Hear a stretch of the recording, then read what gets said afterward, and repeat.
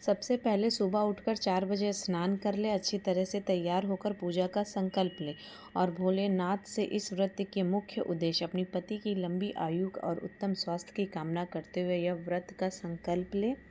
दिया करे, पूजा करे, अपने पूरे घर में वो दिया को दिखाएं और इस निर्जला व्रत का संकल्प ले और सुबह के पूजा करने के बाद कुछ फल मीठा खाकर पानी पीकर इस व्रत का संकल्प करें।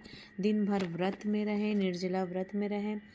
फिर शाम को अच्छी तरीके से पूरी तरह से तैयार होकर 16 श्रृंगार कर कर माँ करवा चौथ के फ़ोटो, तस्वीर, फल, कुछ सामग्री पूजा के और माँ करवा चौथ का कथा को पढ़ें।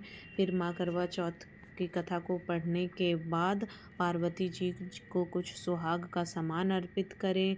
फिर आरती करें, दिया दिखाएं, मीठा चढ़ाएं। उधर चन्नी में दिया, दीपक, मिठाई और अच्छी तरीके से तैयार कर कर उसे रखें। करवा चौथ की कथा संपन्न होने के बाद देखें कि छत पे चाँद आया है कि नहीं।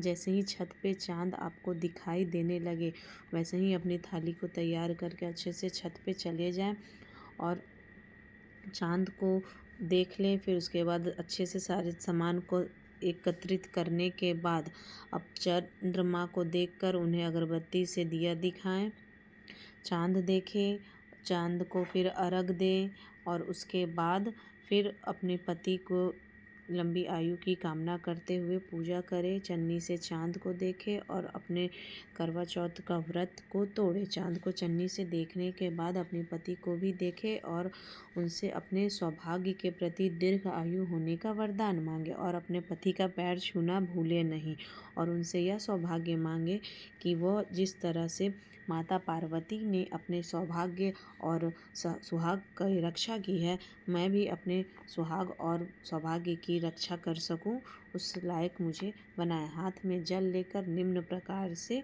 प्रार्थना करें और जब वह अपने पति के द्वारा जल से